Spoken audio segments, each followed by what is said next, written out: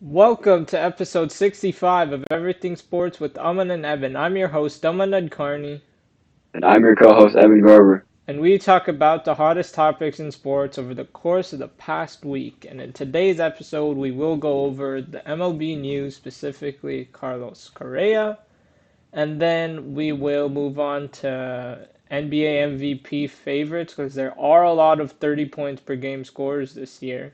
So we will debate and then we will get into hot takes as we do with every episode. But before we start, make sure to follow all our social media platforms. Join the Discord so you don't miss any discussion because maybe when the Discord is big enough, one of you could actually be on the episode. We don't know yet.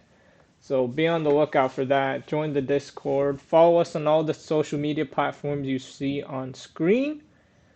But without further ado, especially on YouTube, actually, because this shorts we are posting pretty much every day. So, as it says on the screen, sports content daily.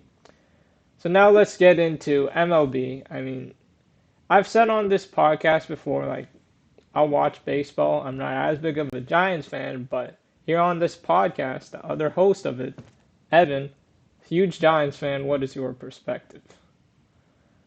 I mean, I'm just, I'm just honestly in so much pain right now. I mean, we had Aaron Judge for 7 minutes or however many minutes it was, didn't get that, and then we were so close to inking Carlos Correa to this team.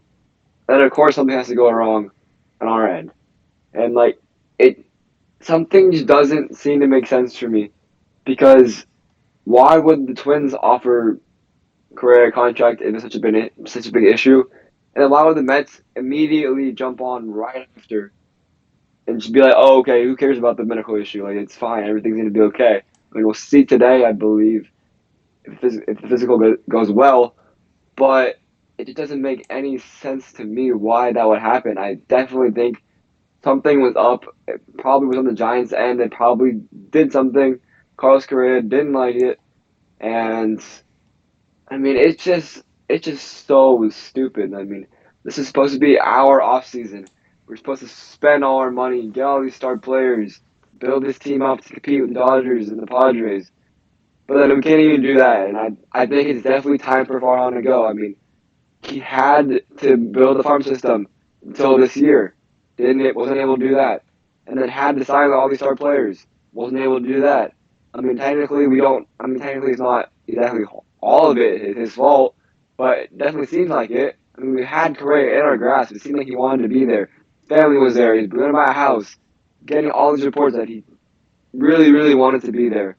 But then the Giants had to fold the bag, and the Mets quickly jumped on him, and the Mets are going to be probably World Series champions this year, if I'm being honest. Yeah, I mean, the Mets roster, they are stacked. They're not afraid to spend money. I mean, we've been knowing that. Cohen is just throwing money out left and right. I mean, as you said, the Giants kind of fumbled the bag. I guess I'm not sure. Do we know whatever the injury was or something that concerned the Giants yet? Do we know for Yeah, sure? it was his, I believe it was his ankle in 2014 World Series, I believe. And that is why the Giants. What? All right. Well, I mean, hey, the Giants passed on Correa. Correa really wanted to be in San Fran, so maybe you could have worked out a new contract. But I mean, there were reports that Correa was getting ready for the press conference.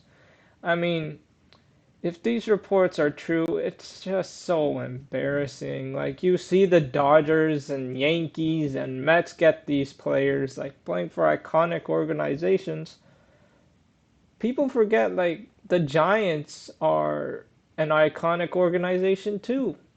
You got Barry Bonds and numerous other legends of the game playing for the Giants. And nowadays, it's like Giants giving everyone small contracts. Rodon is now a Yankee. Even though the Giants have built up their pitchers, no one's going to deny that Rodon is still going to be a huge loss. One of the best pitchers in the league. Now a Yankee. And now that Aaron Judge is still a Yankee, Yankees, Mets, and We will see what happens in the playoffs because it always seems they fall short. But I mean, the Mets, it's like Harlem Globetrotters out there. I feel like their team is just amazing, too good, and we'll see. The Mariners are up and coming, even though the Braves lost Dansby Swanson. The Braves are going to be good for a while. The Phillies, even without Bryce Harper, made splashes to get Trey Turner. You see these teams addressing their weaknesses, and then the Giants are just like they're fine without getting a star, and I'm not sure why. And you're short of your reaction to that Aaron Judge thing. I feel like it also applies to this Carlos Correa thing. You finally got a star, a superstar in my opinion, to come to San Francisco, play at Oracle Park,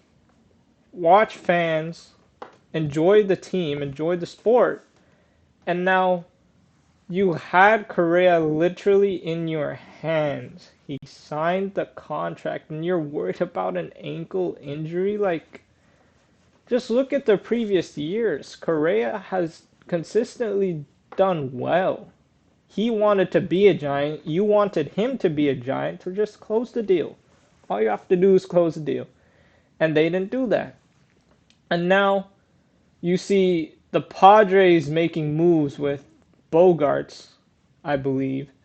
The Dodgers are still there, even though they lost Bellinger and Turner. The Dodgers, they are a playoff team.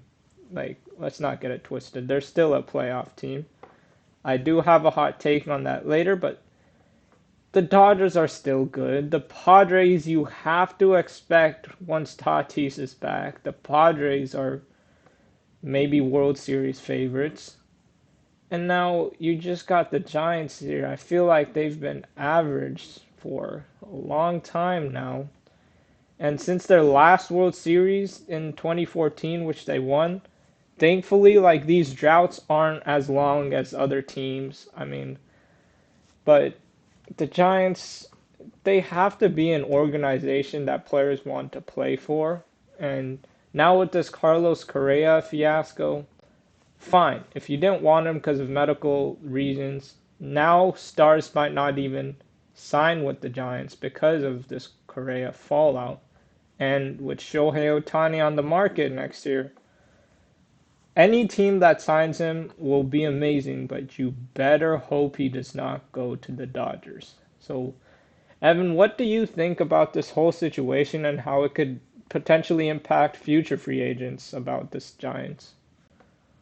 Yeah, I think I totally agree with you. It's gonna be very, very hard for us now to sign free agents, especially since the two I missed on, the two big fish, they were both Scott Boras clients, and Scott Boras is one of the, if not the biggest, um, one of the biggest agents out there.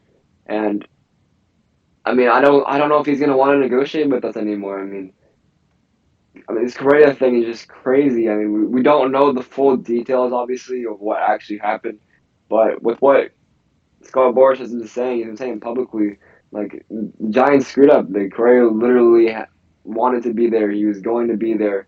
Everything was set up, but then something happened.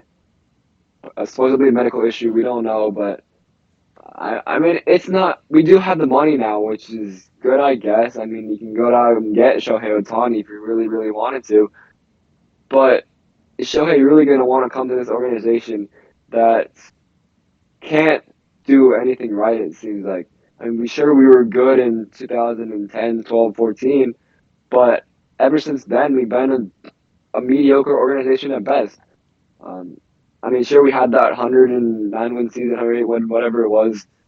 Of course, we had that season, but there's definitely some flaw in that. I mean, we haven't shown that side of ourselves since, and I don't think that we're going to ever. I mean, we got some decent signings obviously this season: Jock Peterson, Mitch Haniger, Sean Manaea, Ross Stripling, now Conforto and Rogers. But I just don't see why a big name would want to go to an organization like this, especially if the Carlos Correa thing was not a medical issue and it's something on the Giants' end that screwed everything over. I mean, honestly, I wouldn't even want to come here if I was a free agent because this team is just horrible. I mean, I'm just so pissed at them. all Giants fans look like they're going to boycott the games. That's what it seems like at least, and that's rightfully so because they really, really do suck. We need to get Farhan out of here. Farhan must be fired. I guess so, man. I mean, the Giants, Crawford is a good player. All the players you mentioned are good players, and I feel like they're a star or two away from competing for a World Series. Like the Giants just walk in and sign players. Judge, fine. If the legacy was truly important, then that's fine. I understand loyalty in sports. We talk about that all the time. But even then, MLB fans were preparing for Judge to go, and there was going to be no bad blood. The Yankees booed Judge in the playoffs. I don't know why fans would do that, but they are New York sports fans, so we all understand. But legacy, fine for Judge. But Carlos Correa, I mean, that signing, if he stayed on the Giants would be talked about World Series conversations, playoff conversations, and they're literally a star away. So, like, maybe if they somehow get Shohei Ohtani, that's how players will get attracted to the Giants. But even then, to get Shohei Ohtani, you need to really pitch to him. Like, this Carlos Correa stuff isn't going to happen because what happens then? Like, you do not want one of your huge rivals to get players like Shohei Ohtani, and now the Mets have Carlos Correa. Like, they're World Series contenders, probably favorites in my opinion, but the Giants cannot afford to lose these superstar star players to their rivals.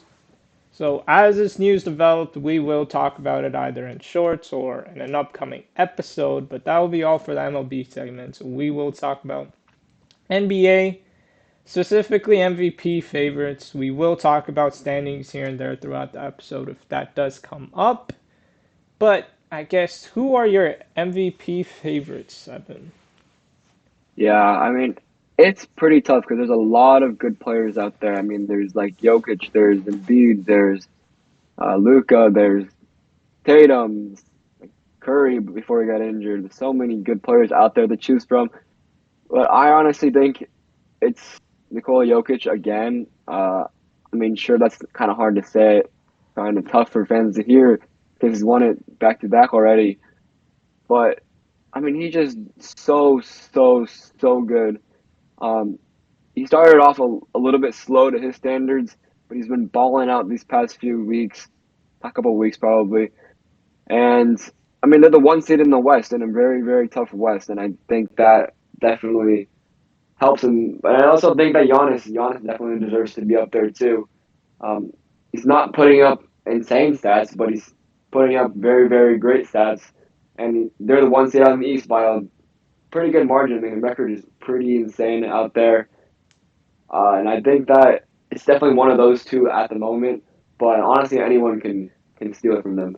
I agree. And with Jokic, I mean, in my opinion, it might be recency bias. Like, once Steph comes back, we will see how the MVP discussion will go because I feel like he was leading it, but the Warriors are going to struggle big time without Steph. We saw back to back losses to both the New York teams, New York and Brooklyn, but like even with Steph, the Warriors were struggling, and I mean we've said it multiple times. A lot of people have said it. I don't know why MVP is predicated on team success. Because if it's the most valuable player, it's the best player in the league statistics wise.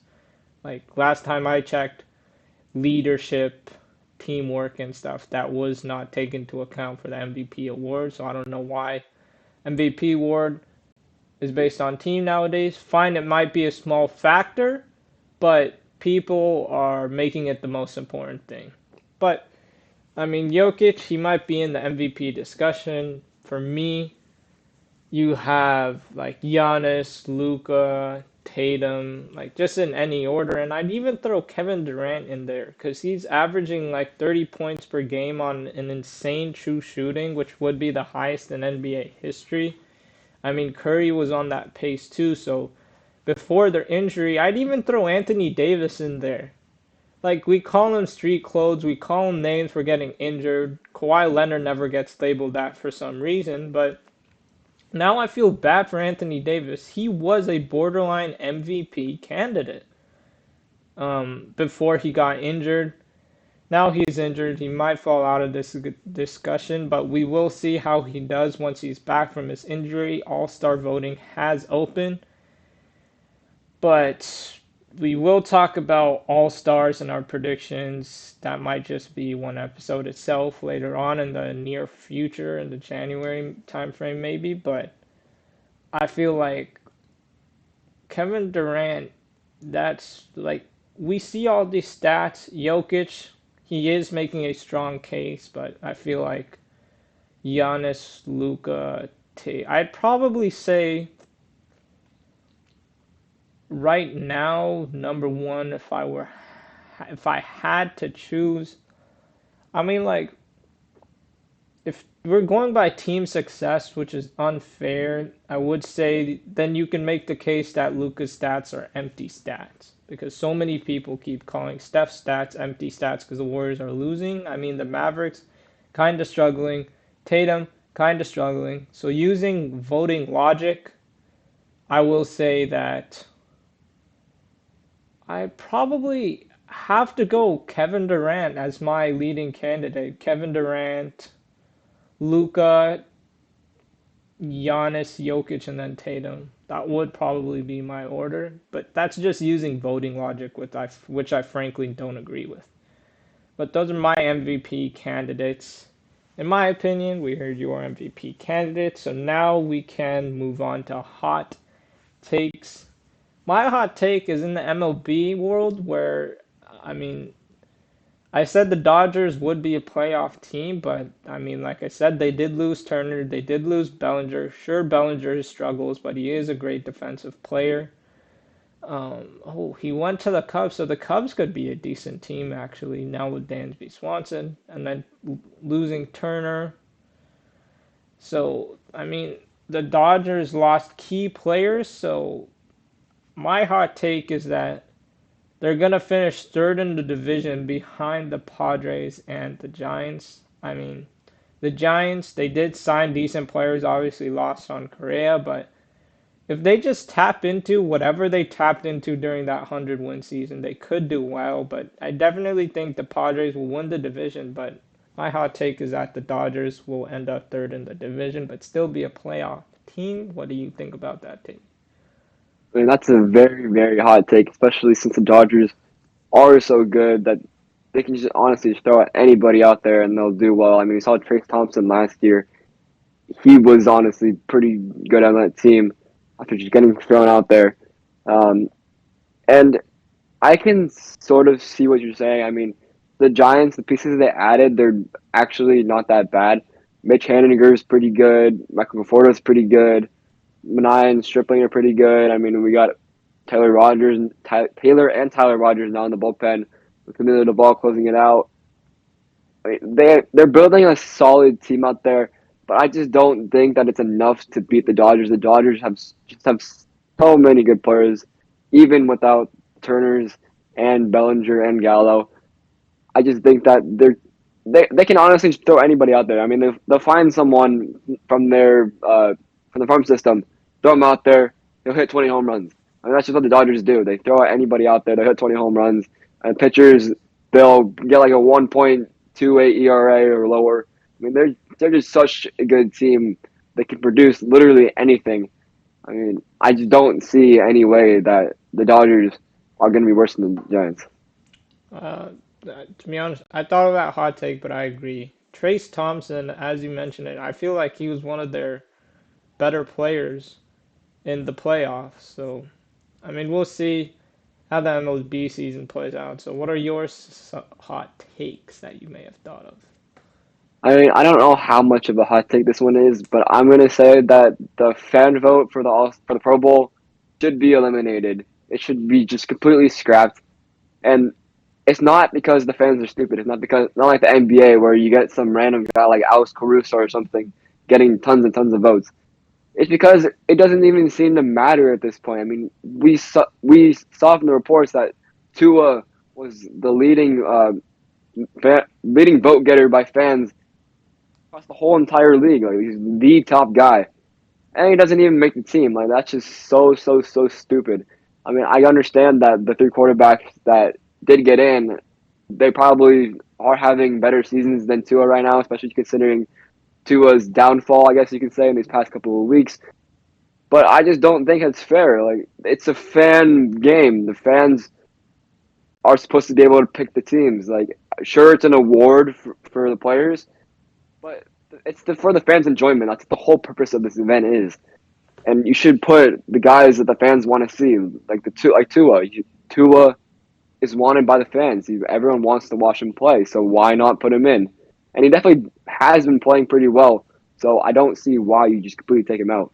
I mean, I agree. To be honest, I think that is a fair take. And like I said, Tua, he's had a great season. He's struggled as of late, but AFC quarterbacks are too good. Like there's Lamar Jackson who's injured, Joe Burrow, Josh Allen, Patrick Mahomes who made it over Tua, but I feel like yes, when we rank NFL players, we bring up their Pro Bowls, but with these new formats, I feel like they should just have like NBA, they do actually have like all pro teams and whatnot. They should maybe expand it to like a third team because I believe they just have like two teams, like two all pro teams.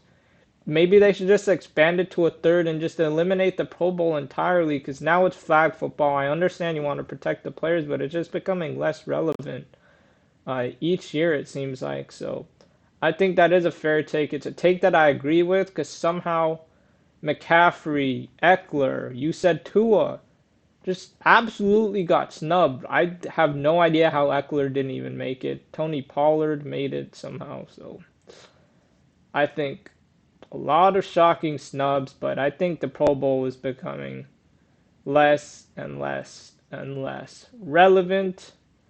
My hot take, we will go back to the NBA world where I think you said this before the season about the New Orleans Pelicans, but my prediction is that the Pelicans can win a championship. And before you give your thoughts, I will say I won't agree with that take because these new teams, maybe they need a playoff failure or two to get to the championship. That's what happened with the Warriors. That's what happened with the Cavaliers.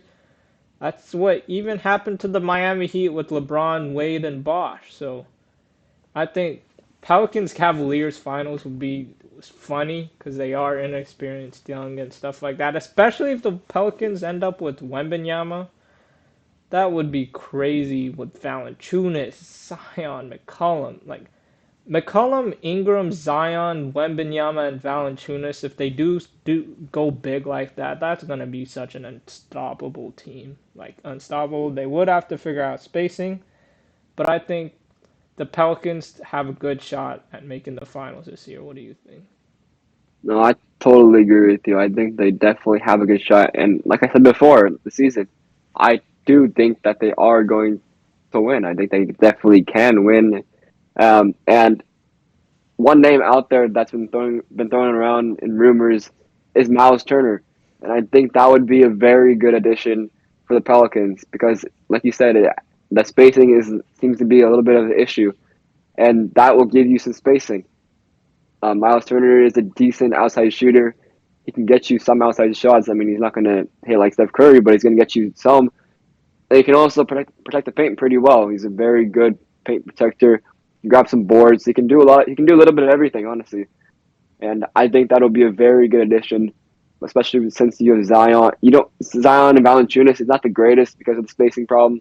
So if you can add another a center that can shoot like Miles Turner, that'd be a very very good addition.